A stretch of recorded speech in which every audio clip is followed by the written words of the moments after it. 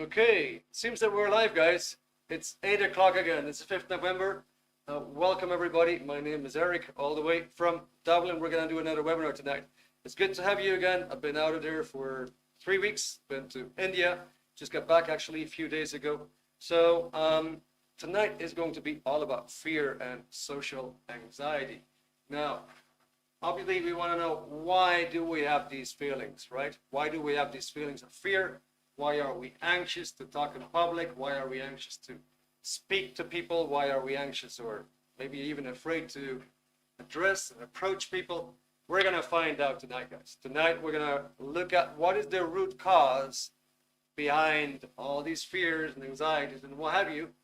And we're actually going to look at the remedy as well. Now, I'm going to have some materials with me tonight. A few surprises that will come to the end of the webinar, but basically I'm going to be using data from this book, which is called Dianetics, The Modern Science of Mental Health. It's an international bestseller. On the Mind is the only book on planet Earth that tells you what is the mind. It actually gives you an apt definition, which we're going to cover tonight. It's going to tell you what is the anatomy of the mind. Just like an engine, how does an engine work? For a mechanic, obviously, that's the thing to know. And you might actually want to know, how does your mind work? Now, obviously, you want to know, what is it that holds you back in life? What is it that causes you to have these fears, anxieties, and what have you? So that's also covered in the book.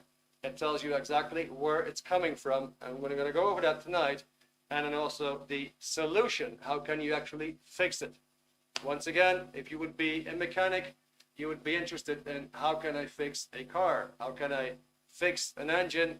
Or perhaps even, how can I get more horsepower out of it, right? So in order to do so, you need a manual, you need to have the knowledge, and you can actually do something about it. All right, that was a very, very brief introduction of what you can kind of like expect that is coming up tonight. In the meantime, let me have a look who is here online. Whether we are on Facebook tonight, we're on Instagram, we're on, let me see, we're on YouTube. And of course, everybody here, we're on Zoom as well. Welcome, it's great to have you. So we got Anita. It's good to see you again. Anita, all the way from the UK, am I right? And then we have Anne Freiberg. Okay, Anne, I suppose you're invited by Hans, I suppose. Fill me in, let me know. Anyway, it's good to see you. It sounds like a Dutch name. I'm Dutch myself. Then we have Harika Sayana. Harika, fill us in. Are you by any chance from India, perhaps? Then Hans, welcome. Great to see you tonight. We have Jade Adewunmi. I suppose, Jade, you might be from Nigeria, around that area. Maybe you want to fill us in where you're from. Let's see, Jag, it's good to see you. Jade, just mentioned that. Maria, Saad, Samara, and Shashank. All right, guys. So, like I said, my name is Erik. I'm from Holland. I came to Ireland about 2.5 years ago. I've been residing here and working here in Dublin, a little bit south of Dublin, in Blessington, about 20 kilometers down south of Dublin, County Wicklow. Beautiful, beautiful area. I highly recommend, if you ever come to Ireland, come and see the country, come and see various counties. Wicklow is fantastic. And I've been abroad for more than 20 years. I discovered that subject a while ago.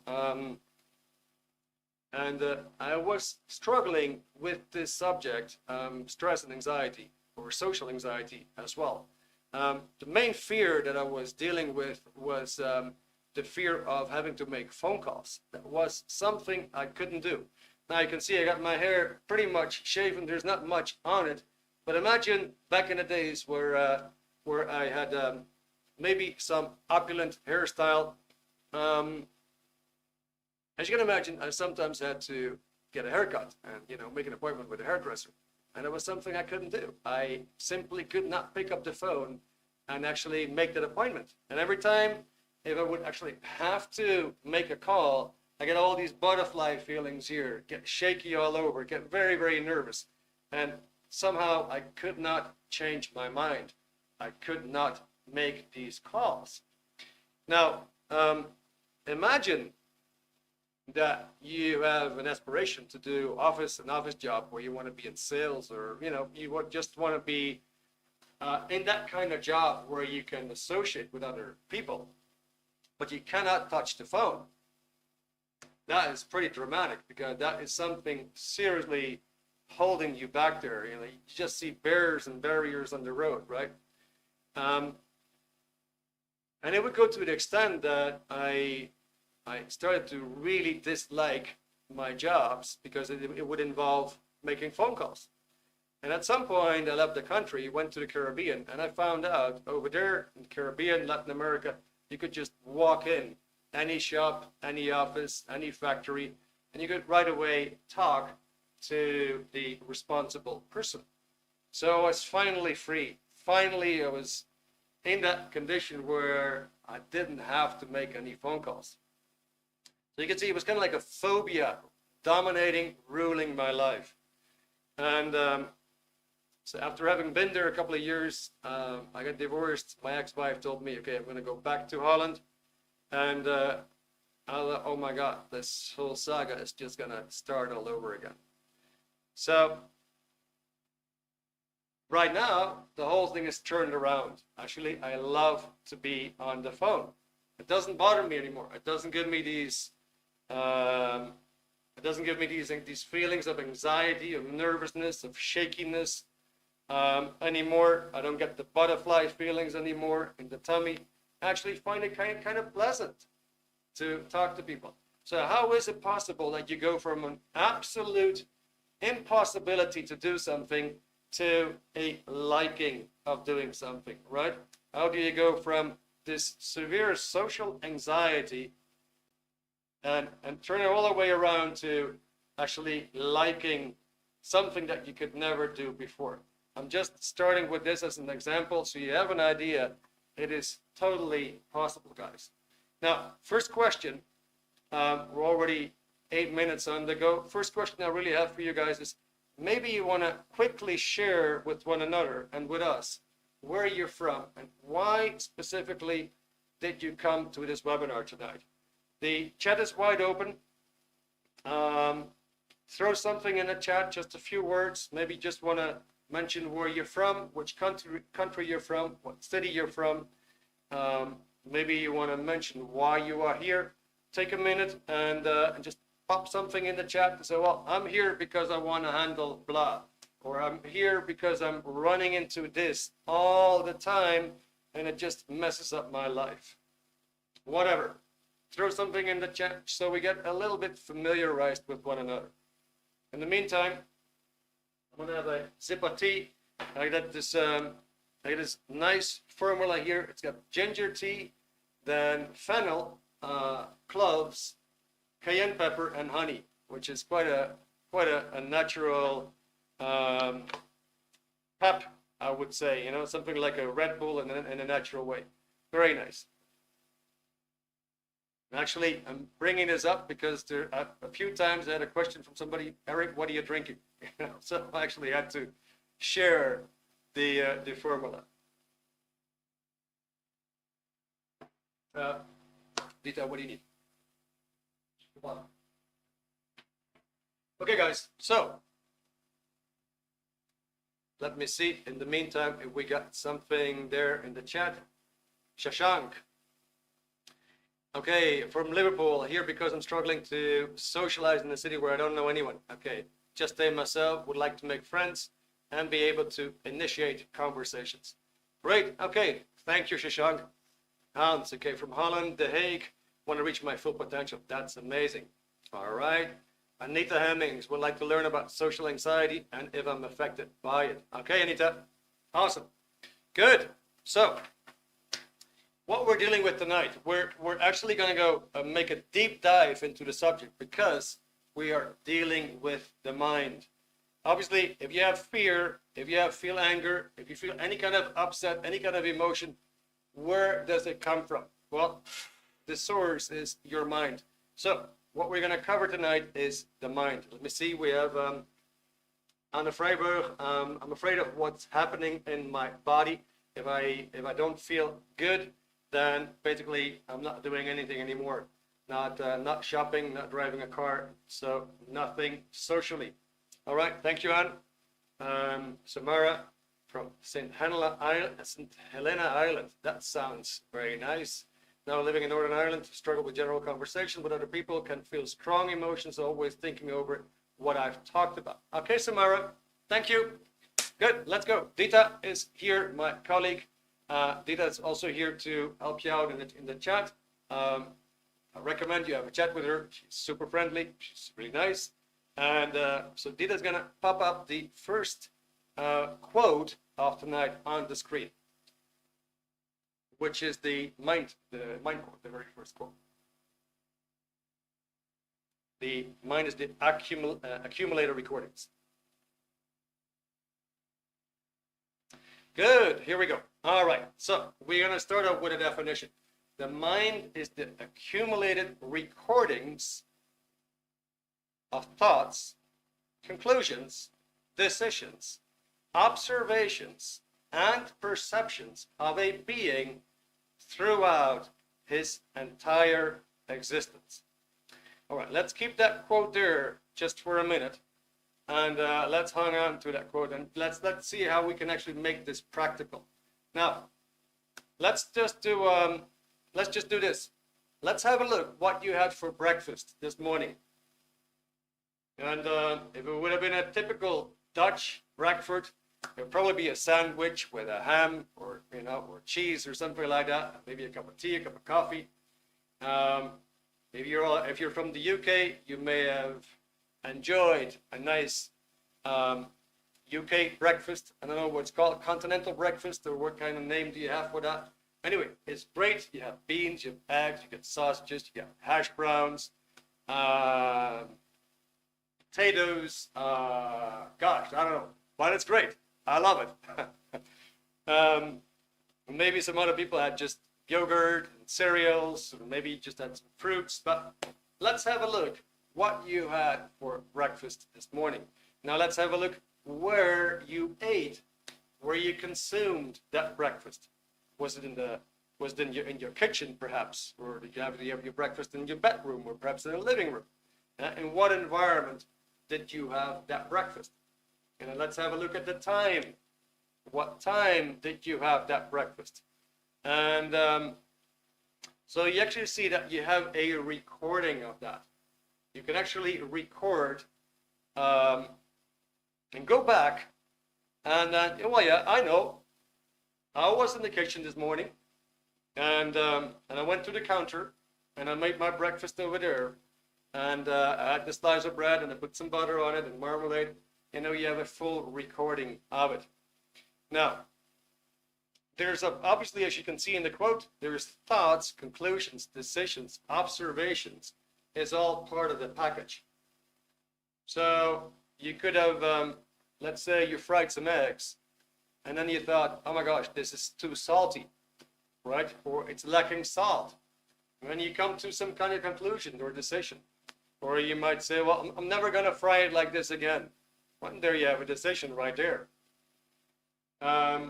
You may have observations and perceptions, right? Your perception would be the temperature, would be light, would be sound, anything you kind of like perceive with your body and with your senses.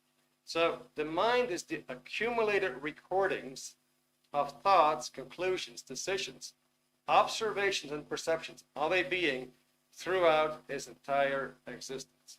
All right, let's go to the next picture here. Dita, if you want to help me, we're gonna do that picture where the guy is actually walking in the street and making a recording of all these things that are happening. Maybe you can actually move my picture a little bit out of the screen, if that's possible. So let's start here in the upper left corner, yeah, where you see this guy making pictures, and he's apparently, seems like he's walking along in the street, and he observes a tree, and he's making a picture there of him in that same picture observing a tree. And he walks on, and now he sees a tree in the house. And he's making the next recording of himself in that same space with a tree and a house. And we go to, he walks on, we get to image C, where he is now seeing a house and a car. And he is part of the space again, so he makes a picture of himself with the house and the car. And he moves on, the house is behind him, and now he has the car in front of him. So he actually makes a picture of the house, he makes a picture of himself and the car. And like this, you start to actually accumulate pictures, and you start to build something like a time track of pictures. All right, now, I'm gonna ask you to do something here. So we just had a look, for example, at breakfast, yeah? So let me ask you a simple question. Who of you can actually recall primary school? Who of you can actually recall primary school? Maybe you can recall one of the classrooms. Maybe you can recall, let's say, the playground, the courtyard. Maybe you can recall the entrance or the exit where you would actually come into school or leave school again. Maybe you can see the color of the building itself. So who of you, just a yes or no, please pop something in the chat. Who of you can actually recall or has some pictures coming to your mind right now of primary school, right? So Anne said yes. All right, Anne, are you totally tracking with English? I hope so. Samara says yes. Anne says yes. All right, that's great. Anne says yes. Thanks. All right, good, cool, nice. Okay, it's great that you're tracking. Good. All right, so we're actually getting some pictures here, right? Likewise, as you can see on the screen, you made that picture, or you made these pictures of primary school before, and you still have them in your memory. We could also call those memory banks, right? Just like computer banks, they have memory banks, and like you seem to possess memory banks as well. Good. Now, let's see how would that work. Let's do a little bit of a demonstration here. Let's say that would be your body. And then you start to accumulate pictures.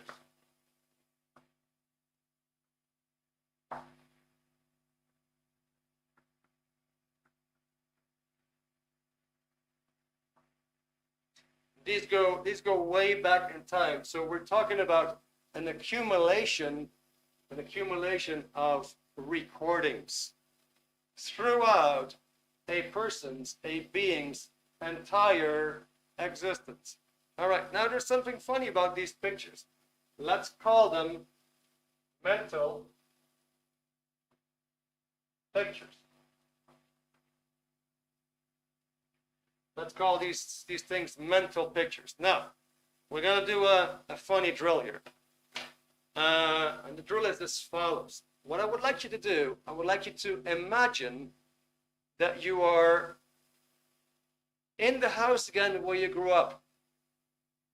So you're going to go back in time and just imagine again that you're in the house of your parents, the house where you grew up. You can actually choose any house. Don't worry, just pick any house. If you move from one house to another, whatever comes to your mind, take that house, right? So let's do this. Imagine you're sitting in your favorite chair, or the chair where you would used to sit or frequently sit, in the living room in that house where you grew up as a child or where you grew up as a teenager. So I hope you get a picture. I hope you can imagine more or less where that chair was positioned, where you would sit. Somewhere in that living room. Now, what I would like you to do is, we imagine that we're in that chair. What I would like you to do right now is use your index finger and point to where the TV would be in that room. So from where you're sitting, where was the TV? If I go back to my childhood, I would say, well, I was sitting here and the TV was more or less over there on my left-hand side, about 3 meters, let's say about 12 feet away from me, right? And I got a picture now that the TV was sitting on a dresser. I got 3 drawers, right? And it's got these brass things that you could actually open them with, right? So if you have that, now the next item I want you to point to is a table. Just pick any table in the room, and from where you're sitting, just point to a table. And I would say, well, I had a table here right in front of me, about a meter away, about 3 feet away from me. All right? And I can more or less see the shape again of that table, and I can get a glimpse of its color, its surface. It was polished, it was very smooth. The legs of the table were kind of curvy, right? I had a little tablecloth on top of it, which seemed to be kind of like a Persian kind of thing, like a rug almost. All right, now let's say we choose another object in the room. Let's say we find a window. Just go ahead and find the window.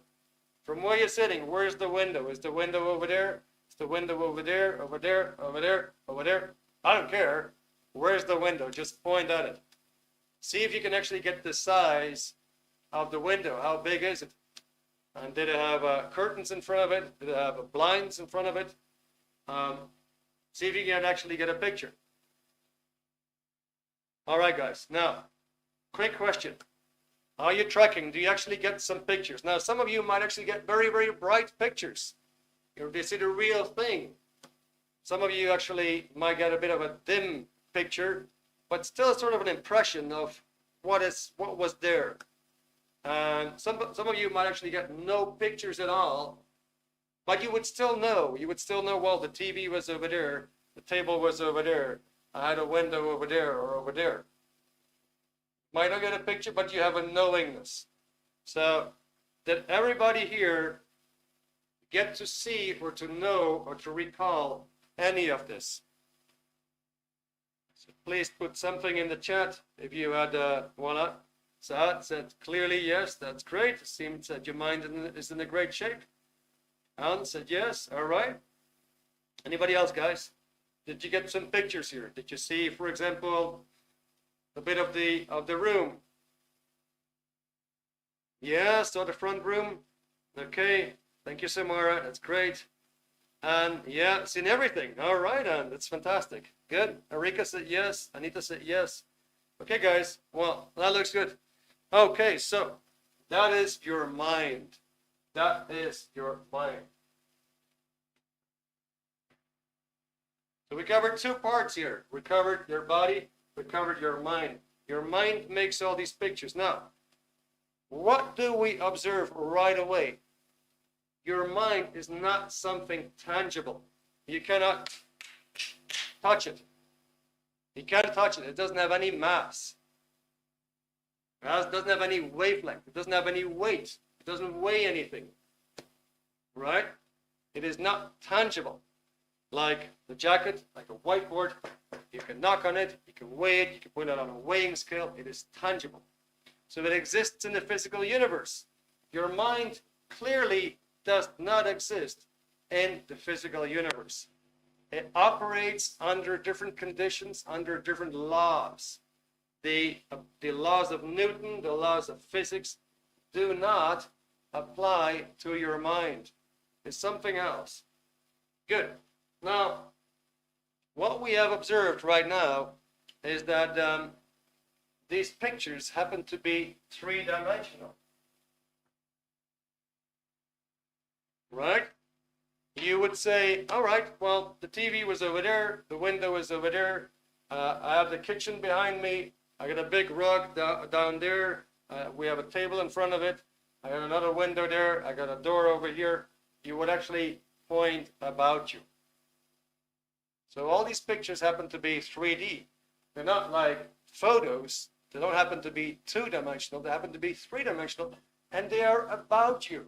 You can't touch them, but you can perceive them. You would say, well, okay, well, my TV is over there.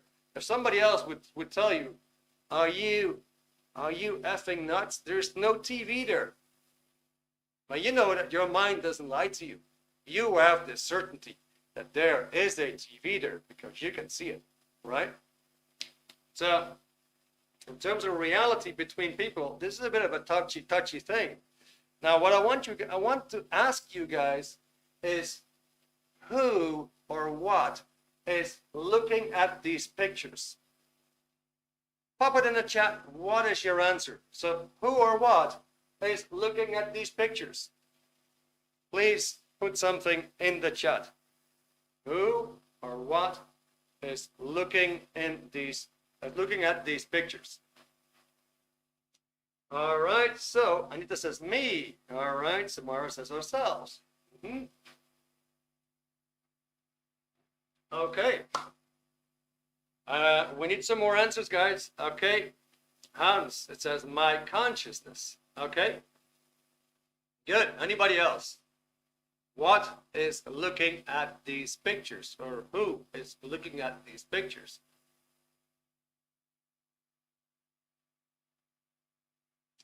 All right, so Anne says subconsciousness. Good. Jack says my mind. All right, so, okay, here we go. Now, here's a fun fact. You were saying the window is over there, the door is over there, I have a kitchen behind me, I got a table over here, I got a big standing lamp over there. I'm just, giving you some example. In other words, you're looking at things which are about you, around you. You never said, well, the TV is just behind here, just behind this bone, and the kitchen is in the back of my head, and let me see, the window is just next to my temple. You never pointed inside of your brain, did you? Something is going on here. So for a long time, we've been made to believe that the mind is actually in the brain. And we have been made to believe that the brain does all the thinking. Well, that is a nice theory. It was actually an assumption that came up somewhere in the 1800s by somebody in Austria, which at the time was the playground for Freud and Wundt and Jung and Adler and a bunch of these guys, and they had their own ideas about the mind. However, they could not scientifically prove anything. They just had their suppositions, they had their assumptions, they had their ideas from the idea that man was more or less an animal. Man was an animal, and therefore the mind was in the brain. Now, clearly, these pictures are not in your brain. All right, there's something else going on. So, who is looking at these pictures? Well, why don't we just say it's you? Would you be satisfied with that answer? That it's simply you looking at these pictures? Would that satisfy you? You'd probably say, well, I have a very bright memory, or I have no memory of that incident. You would say, I have. You kind of like know that your mind is something that you have, is not something that you are. Just like your hands, you wouldn't say, I am my hands, or I am my body. You wouldn't do that. You would say, I have 2 hands. I got 2 hands. I have 2 hands. Right? You would never say, well, I am 2 hands. Look at me. I am 2 hands. You wouldn't do that. So instinctively, you know there's something more going on here. All right, now let's have a look.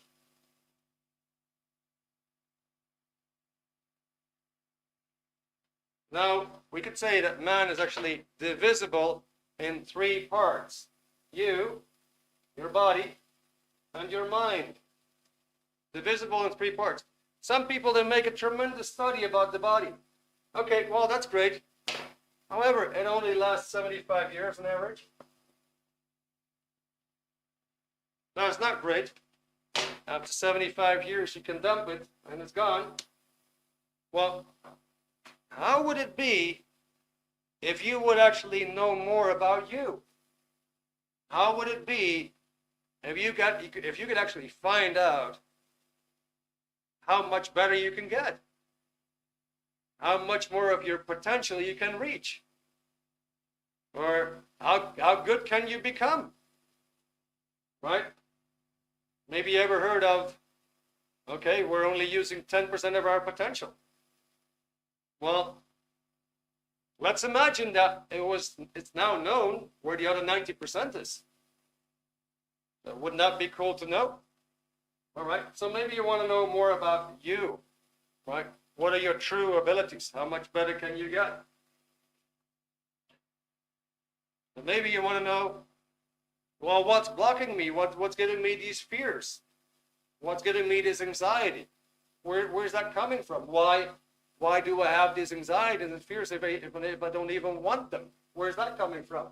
And we're going to go into the subject of the mind. So, let me see the time. Good. So, what are you? What are you? Let's first define what you are. Well, let's say you're an awareness.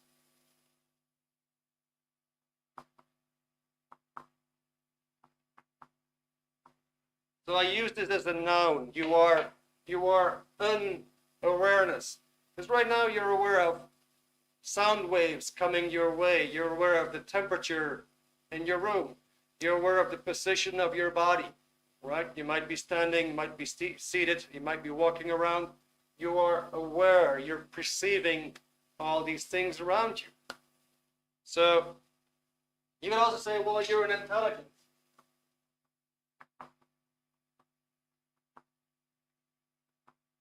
Okay, so let's do this. You're coming home from work and you do your usual thing. You take your keys out of your pocket and you put them on the dresser. And you go into the house and you go to all these different rooms. You're going to go to your bathroom, you're going to take a shower, then you might go to the garage, and you go to the kitchen, you prepare something, and all of a sudden you look at your watch and say, damn, I actually have to do some groceries. I got to get some stuff here. So you want to go and then you realize, oh, where's my keys? Now, would you actually go to all these little corners in the house again? Would you go to every little room again? Would you go to the garage again? And would you just look everywhere in order if you could find your keys? Well, you won't. You're going to use your pictures. You're going to just stand there for a moment and say, hang on, what did I do when I came home? And you're just going to look over these pictures again and say, oh, hang on, I passed by the dresser and I put my keys on the dresser. So now your mind will tell you where you can find your keys. All right, so that makes you an intelligent being. You could say, well, you're an energy.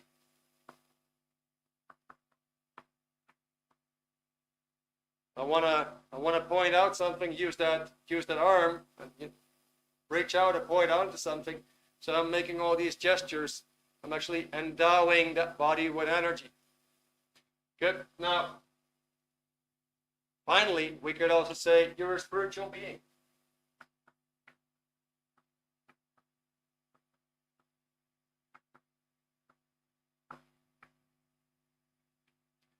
Okay, are we tracking so far? Does this make some sense to you guys?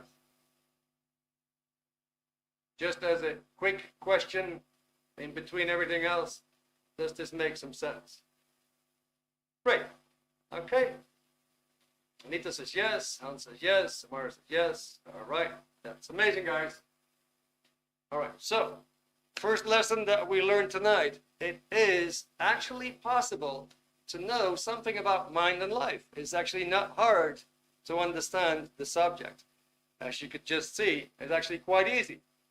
All right, Dita, I'm going to ask you for some help again. We're going to pop a question and throw it on the screen. which is the 3 questions that I have for tonight.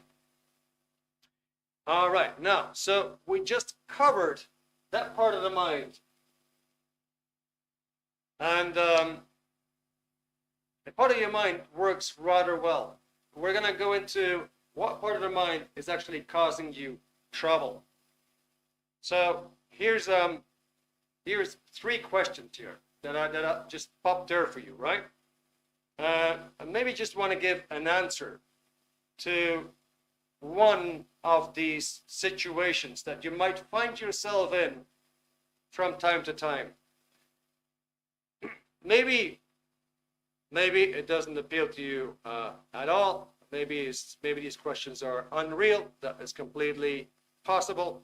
And otherwise, maybe 1 or more questions might actually indicate that, yeah, I'm actually running into these things. Now, is there anything, first question number 1, is there anything undesirable in yourself that doesn't make any sense? And this could be like, for example, you have a recurring pain in your body and you've been doing all kinds of doctors and hospital visits and so on, and they couldn't find anything. They couldn't find anything. It's undesirable because you have an ache or a pain or whatever, but somehow it doesn't make any sense. Or maybe you feel that you would actually like to be outgoing. You like to be like your brother or your sister or your nephew or your aunt or your whatever. And you can't be yourself. You're too shy to approach people. You don't want to be like that. But you happen to get these feelings all the time. Whenever you want to reach out, there's something holding you back. There's something causing you stress and anxiety, like, I can't do this. So is there anything undesirable in yourself that you say, man, that doesn't make any sense? Or maybe number 2, does a person or location cause you irrational reactions? So, does a person, now, a lot of us have been having funny feelings probably about bosses. You probably expect in your mind that you could get bad news from your boss at any given moment. Maybe it's good to hide from your boss, not show your face too much. Because he might just fire you, might just dismiss you and let you go. Or maybe there's something like a location, like a hospital, or the dentist, or an elevator, or an altitude, a height, or let's say a boat, or ship, a car, the sea, water, cause you irrational reactions. You say, well, I always get nausea when I get into a car. I can't be on a boat because I get nausea too on a boat. I get seasick. I don't want to be, but it just happens. Or I get into an elevator and instantly I feel like, man, the walls are just coming toward me. I start to feel claustrophobia. Or, I walk into the dentist office or the hospital, I'm already peeing in my pants. I start to shake. Maybe number 3, do you ever freeze in some peculiar situation without any rational reason? Okay, so let's say you have to do a speech in public. And you go completely numb. Or you have to do, I don't know, an exam. And you're sweating and transpiring and you're overwhelmed with stress. Or maybe you freeze when you have to do a job interview. And, for some reason you can't really be yourself. You kind of like freeze. All right, good. So any of this question, guys, is that actually happening to you? I need to find an embarrassed and lost words when I receive compliments from people. Okay. Or when somebody tells me good things about my work. Well, it's actually very nice to receive, and I can imagine it's a bit awkward if you can't really remain to be yourself and just take the compliments, right? That'd be great. Okay, I get it. All right, anybody else? Anybody else saying like, okay, yeah, it's actually happening to me? You can just say a yes or a no. Is a very real question, or is totally unreal, Eric, what you're putting there? I'm just curious if any of these things actually do make sense. And if you want to, you can actually put in the chat. Don't wait, just put something in there right away. If you want to, you can actually express what happens to you in that situation. And if you're a bit of a slow typer, just say yeah, just yes, it's fine. The answer yes is good. So I know that you're tracking. Okay, Samara says, I don't feel like I know who I am, which makes it difficult to feel comfortable around people. Okay, totally tracking, Samara. Thank you for your answer.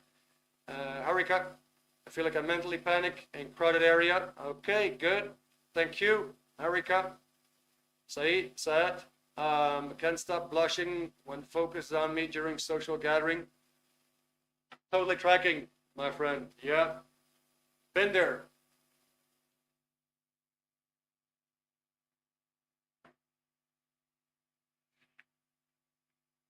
Okay, so I have a next question. Yeah, we might actually exceed the 9 o'clock, but I hope you're fine with that. We might exceed 9 o'clock. I just want to cover a bit more with you guys. So it seems from this, okay, Hans, I'm feeling not wanted. My dad, high placed at work, that's wobbly. Start to act insecure, uninterested when somebody's looking for contact. Okay, Hans, thank you very much. Somewhere I have intense fear when I meet into my ex. Okay, yeah, something undesirable, right? Some irrational reaction. Okay, I just want you to think of one thing. Can you think of something that is not under your control and seems to be stronger than you? Can you think of something that is not under your control and it seems to be stronger than you? Is it something like you absolutely cannot do it, or you absolutely have to do it and you have to be submissive to that force? So for example, for me, the phone calls was not under my control. I could not change my mind on picking up that phone and just calling a person. Like, was impossible. It was not under my control. Okay, hyperventilation. Very good example. Not under your control. So what happens? It just kicks in and you can't fend it off. You can't shake it, right? It just kicks in and it starts to run you, starts to dominate you. All right, Erika, people's judgment. Okay, so apparently that has an effect on you, right? And it just kicks in and you don't have it under your control. Okay, so being myself in social gathering, yeah? In other words, I guess what you want to say, like, you lose it, right? You're no longer able to be the real you. In other words, what's going on here? There is a part of your mind that controls you.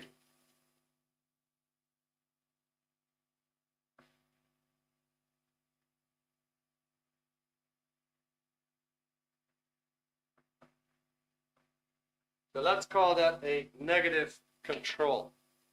I'm going to wipe out something here.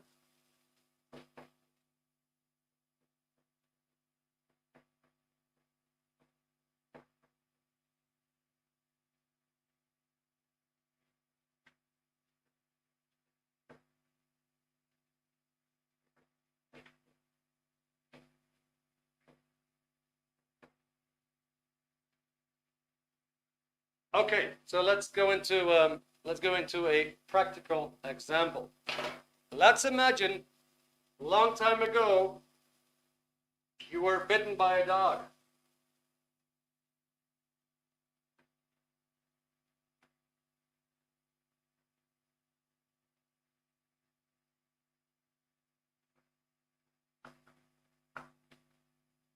So somewhere here in your mind, Dita, you can actually take the questions away. Good. So let's imagine a long time ago, you were bitten by a dog. I hope you can see that picture a bit.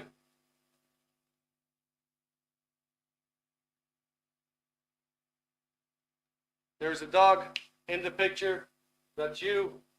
And that is a recording of being bitten by a dog. Now let's say you were bleeding, you were panicking, you might have fainted, you lost your consciousness, but then a little bit you regained your consciousness, faded consciousness again, woke up in the hospital. They were putting all kinds of needles in your body. They were stitching.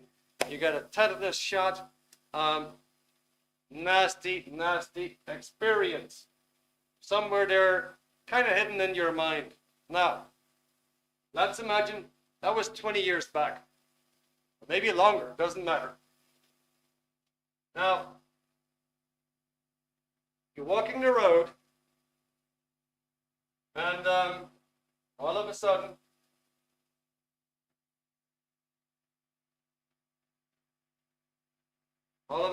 you actually spot a dog that is similar to that dog here. You're walking the road, you're spotting a dog which is similar to the dog here. What is your mind going to do? Let me see if I can go. I need to go into that part of the picture. In the meantime, let me see what Samara says. I can't control the anxious feeling when I'm around certain people, mostly my ex. Feel a lot of judgment from others and believe I don't have anything interesting to talk about. Okay, Samara, we have to handle that. That will be a good thing to handle. It can be handled. Good, guys. So here's the situation. We have a moment there, an imaginary moment of a person being bitten by a dog. And now, many years later, he's walking the road and he sees a similar dog. What is his mind going to do? That is my question for you guys. Pop it in the chat, please. What is his mind going to do?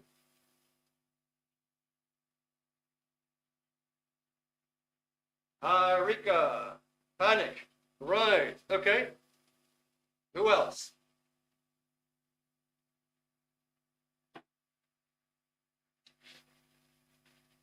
Okay, Samara, panic. All right. Good, guys.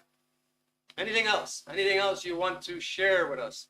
What is the mind of that person going to do? It is going to freeze, all right? Hans, relive the moment. That's a nice one. Okay. Any other opinion here? Any other idea? What is going to happen? Run away, Samara. Okay. Well, these answers are great, guys. These answers are all great. Well, so what we have here a long time ago is a certain incident. And the mind can actually make mistakes. It can conclude that this moment here in present time is the same as that moment here in the past. So in other words, your mind can actually make very, very, very silly mistakes by judging that this is the same as this. In other words, it's confusing time. It says 20 years ago is the same as right now. And I would say this circumstance 20 years ago is the same as the circumstance right now.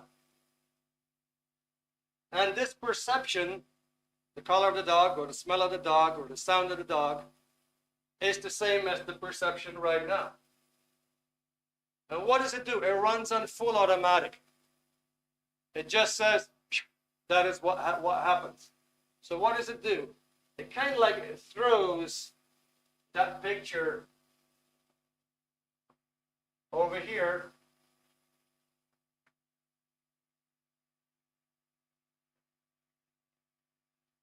So this guy is right now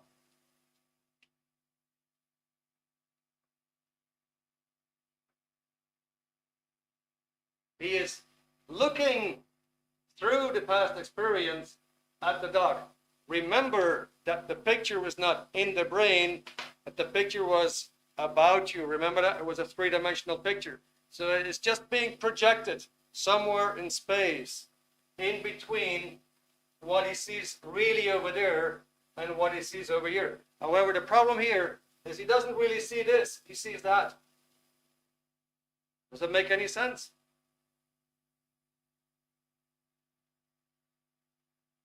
That makes sense, right? He doesn't really see this. He sees that.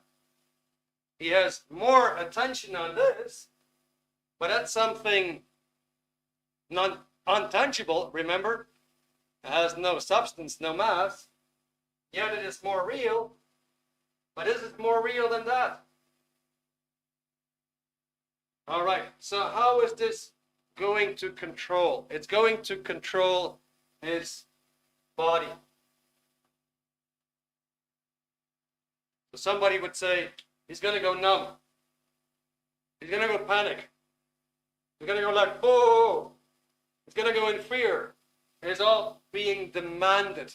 He has to obey that feeling. He can't shake it. He can't, he can't get rid of it. He can't throw it away. It's like, it's happening. He has no control over it. It is stronger than him. So it's going to control his body. It is even going to control his purpose.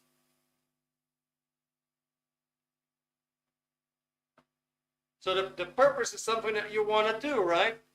So his purpose was to go in a straight line across the road. That was his purpose. But now his purpose has changed. He's going to make a detour. So he actually changed his purpose. Of course, he's also going to change his mind. Because he might have had quite a good idea about this environment, and now he considers that the environment is quite unsafe. All right? Well, does this make sense, ladies and gentlemen, boys and girls? Does that make sense? Can it work like this? Just let me know if that's a yes or a no. All right?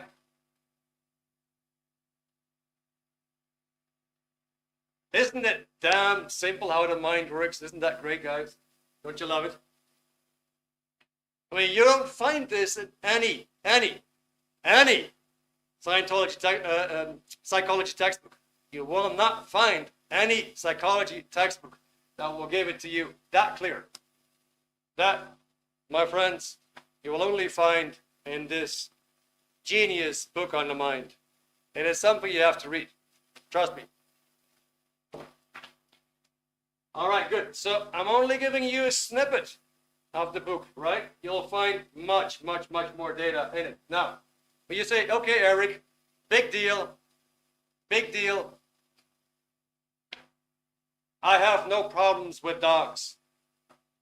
As a matter of fact, I don't care at all about dogs. I don't have that problem. I'm not one of these people who have problems with dogs. As a matter of fact, I like dogs and I handle them very well. Well, of course, if that was a mad dog and it was a crazy dog and it was attacking you, your mind could make a complete mistake by interpreting this dog for a mad dog. And it might actually be a sweetheart. Who knows? It might be a golden retriever. But you would never ever dare to touch it. So, okay, well, I got you on that. Maybe you don't have any issues with dogs. Well, let's change the dog for something else.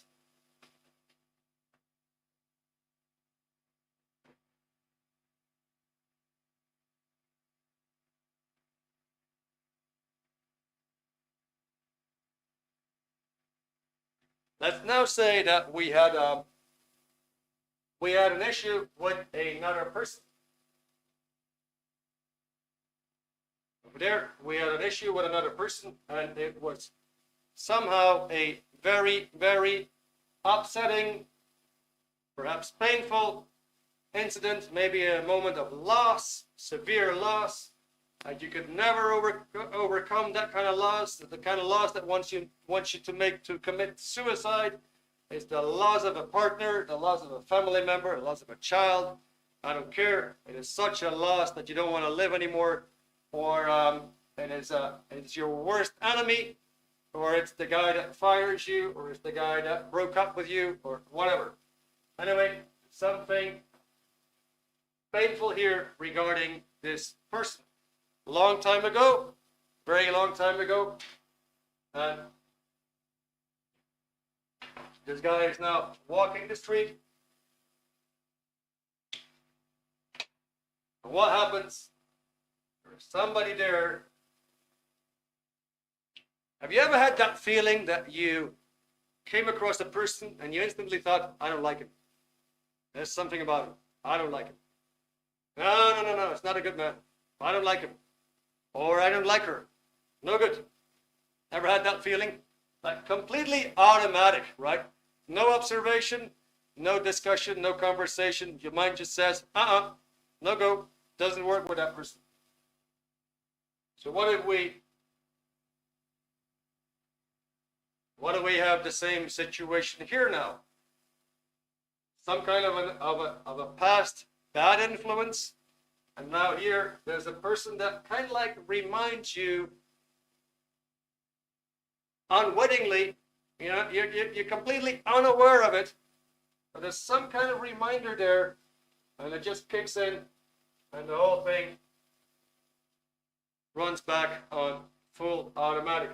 Here, ladies and gentlemen, here you have your fear, your social anxiety. Now, okay, so what is your worst enemy here?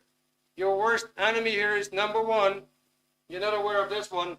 Number two, it runs on full automatic against you. Number three, it's going to go on forever. That means you're going to have this fear and social anxiety forever, for the rest of your life, unless you do something about it. So, and it's not that dire. Before we get there, are we clear again? Are you guys tracking?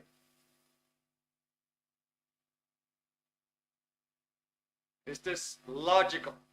Can you think with this?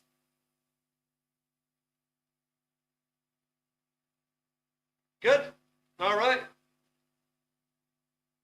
So, just consider the condition that you're in. Imagine, like, I'm just gonna rewind that thing again that I started with in the night. I couldn't make any phone calls. That meant my life was pretty darn small. I had to get on my bike in order to drive to pedal to the hairdresser to make an appointment. I had to leave the country in order to be able to talk to people because I couldn't talk to people on the phone. I mean, you have no life. That is not cool. It's not what you want for yourself. What you want for yourself is to be free. Now, I give this example to Hans a few days ago. Like, just imagine how crazy it is that you cannot change your mind. You can put your car in gear, and you can put your car and bring it from point A to point B. But then you're talking in front of another person, and you cannot change your mind that you can comfortably be yourself, or that you can comfortably say something, or that you can comfortably just be you in a group. That something is always controlling you, and you cannot change that in your mind. It's pretty wild, isn't it?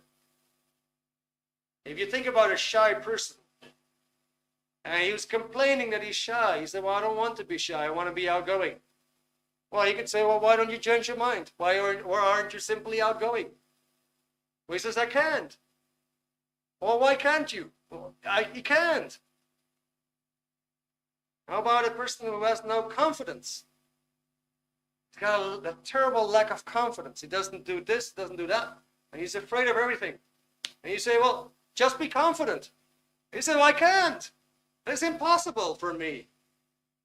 I cannot be confident. I feel inconfident. I'm not like that.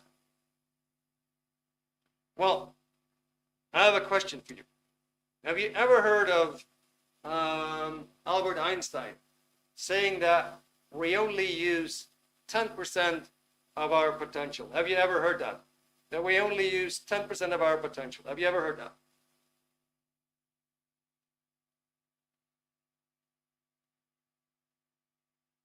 Hans said yes. All right. Anybody else tracking with that statement? Or maybe if you haven't heard that statement, does it sound real? Does it sound real that we only use 10% of our potential? Does it make sense to you, in other words? Does it make sense that maybe you're only using 10% or even less of your potential?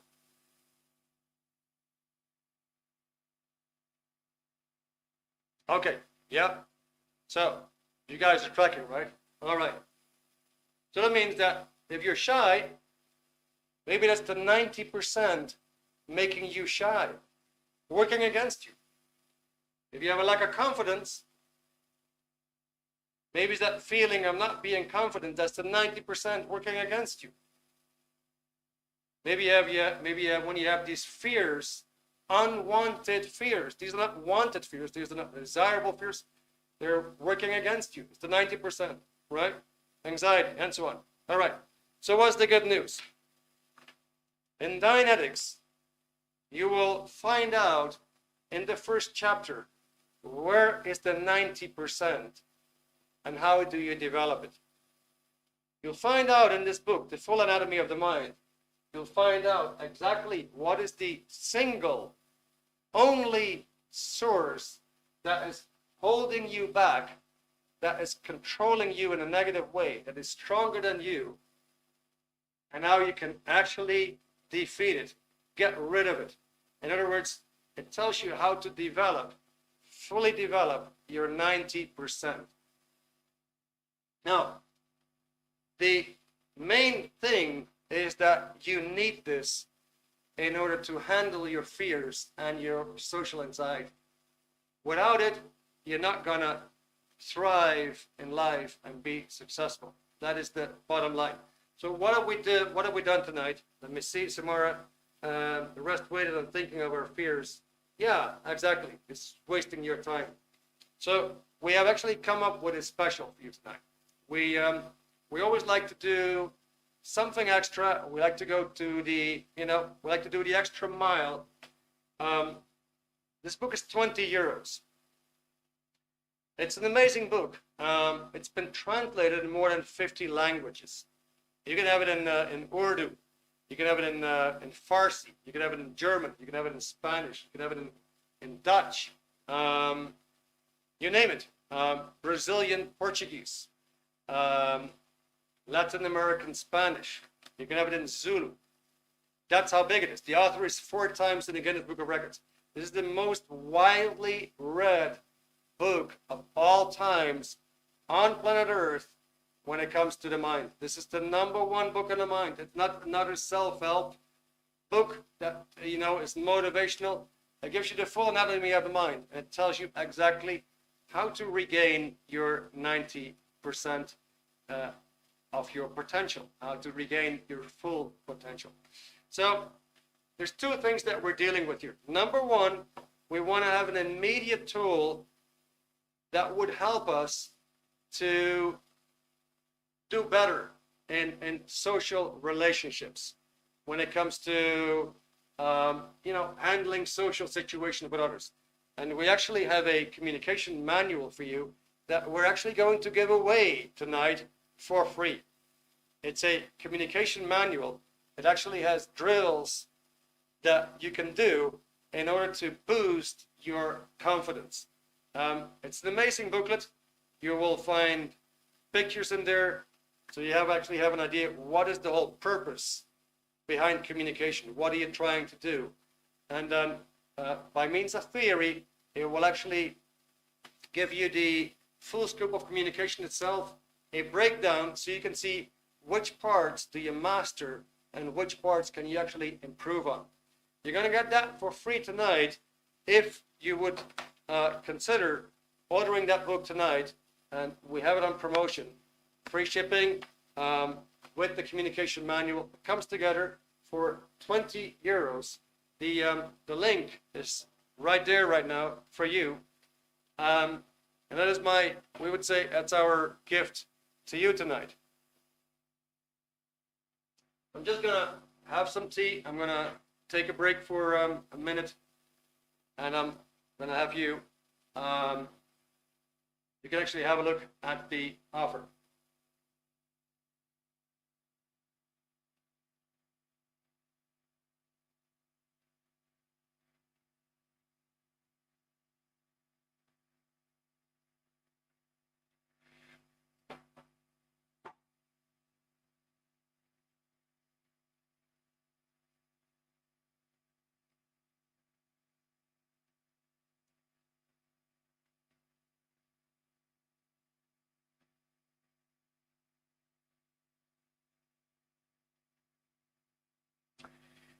All right, guys. So we're pretty much at the end of the webinar. Is there any questions? Are there any questions tonight? Still here? You can still pop something in the chat if you want.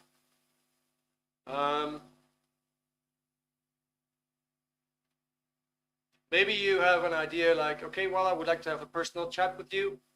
I would like to ask you some personal questions, if I may. Maybe you want to convey something, say, hey, you know what, actually, I'm running into this, I'm running into that. Would you be able to give me any tips? If so, if you want to have a personal chat, just put yes in the chat. I'll be happy to contact you. I do a lot of personality testing with people, and people do, for example, they can do a personality test online. I could give you a free evaluation. Could be done over the phone, quite simple, easy peasy. You can actually get the whole evaluation by means of a graph that I would actually send to you for free. So you have a good profile of your strengths and weaknesses, and we could give you an explanation of what you can actually see in your own graph and what you can do to improve things. Okay, so Samara, I see that you like the idea. That's well noted.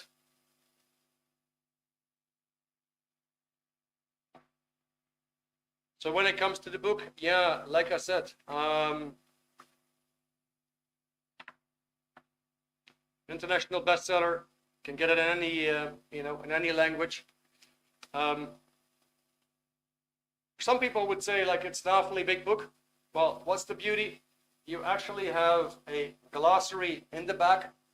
So all the hard to find words are already there for you. It makes it very, very easy. What do you find in the book? Well, let me read that. Let me read this for you. Let me read something for you here. Dianetics, which means through the mind. Dianetics means through the mind, or what the mind does to you. Is the all-time self-help bestseller. If you've ever felt there was something holding you back in your life, ruining your plans, and stopping you from being who you want to be, you are right. The fact is, there is a single source, just one. There is a single source of all your problems, all your stress, your unhappiness and self-doubt. It's called the reactive mind. It's the hidden part of your mind that stores all the painful experiences and then uses them against you. Dianetics gets rid of the reactive mind. It's the only thing that does. With over 21 million copies in 15 languages and used in more than 150 nations, Dianetics brings dramatic and permanent improvement to people all over the world. I can tell you guys, successful people use this because it really works. Maybe you,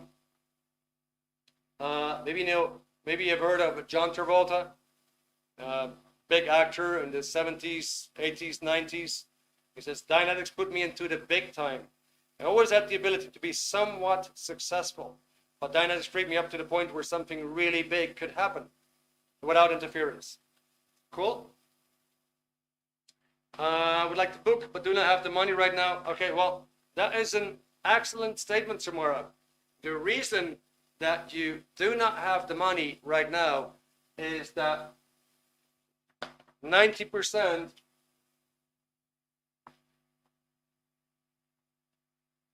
is holding you back.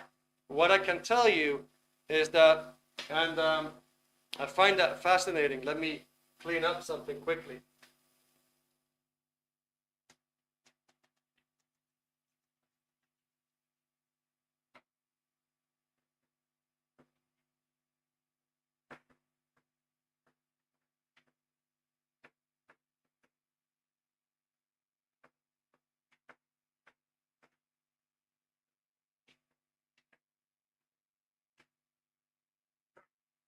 So I do a lot of personality testing, right? And then usually you get some kind of a graph.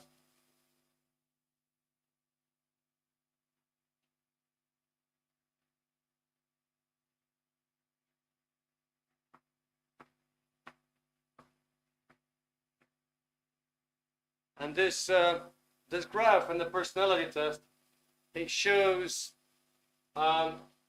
what a person's regard for himself or herself. It shows the person's activities, and it shows the person's social skills, right? And what we see is that people when they just read the book, when they just read 100 pages, they get all kinds of epiphanies. They get all kinds of realizations. Imagine that right now you may actually ask yourself, why do I have this problem? Why is this constantly happening to me? You are actually keeping yourself very, very, very small, and you don't want that because you have a lot more potential. You have a tremendous amount of potential, but you're using very, very little. And then you might have a lot of question marks, like, why is that happening?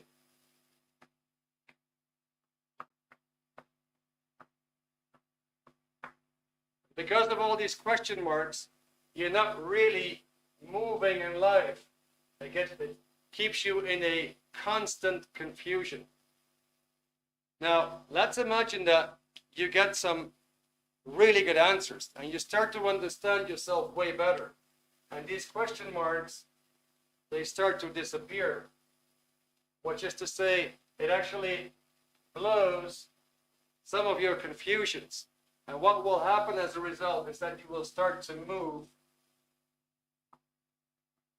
You will start to move in directions, and you're going to take more action.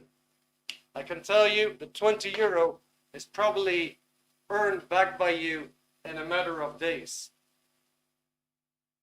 Because it will change your outlook of life, your outlook on yourself, your emotion. It's going to do a lot for you. And what we see when people do the test again, that usually the whole thing has come up after having read a good portion of the book. I hope that answers your question. I understand maybe 20 euros is a lot, maybe you're a student. My recommendation, the planet is already not in a very good shape. It's really on you to be the best version of yourself, to handle whatever is coming in life, all right?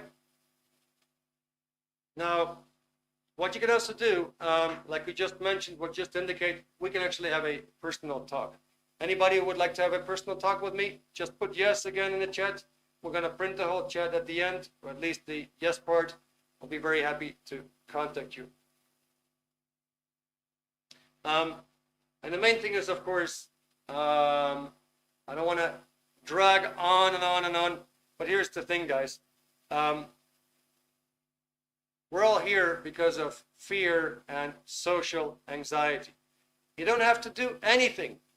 You don't have to do anything to have that for the rest of your life. It's very simple. It's already there. It's already controlling your life.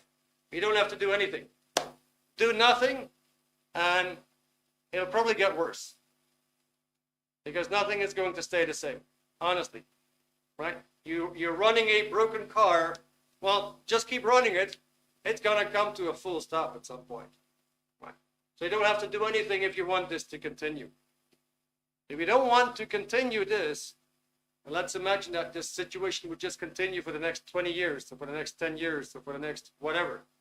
You could see yourself, you're going to get old very fast. You're going to get tired very fast. You're going to lack all the energy very, very fast. And you're not going to make any advancements in life. So there's only one solution. And that only solution is to, first of all, get the knowledge of what is actually happening to you. Get the knowledge. Where is that coming from? And then, what is the beauty? That is not a book that you should believe in. It's actually a practical book. It's something that you do. So, first of all, it will get you all the knowledge that you need to know. Like, why is this constantly happening to me? Where does it come from? And the next part is actually the full attack. How do you get rid of it? It has a practical part that you can do. You can do something about it and get rid of it. Handle it. All right, guys. Okay, so I think I talked long enough. I really didn't want to pound it in. Anyway, I hope you don't mind. I hope you forgive me. It's my passion. That stuff has given me so much. Like I said at the beginning of the webinar, I love to pass it on to you guys. Okay, good. So I hope you enjoyed it. I hope you got something out of it. Please let me know if you want to have any further assistance, any questions answered, whatever, big, small, whatever you want to ask me, feel free to do so. Yeah, it's been lovely to have you tonight. It's been great. As a matter of fact, you guys participated in the chats. It was absolutely fantastic. I can see that you also got what we discussed. So amazing. Guys, if that was all you had for me chat-wise, then once again, great that you came tonight. I look forward to see you next week. I have no idea what it's going to be about. I'm sure it's going to be an exciting topic again. We'll see how we're going to cover that. Thank you very much. You were wonderful, and see you hopefully next week or anytime soon. Bye for now.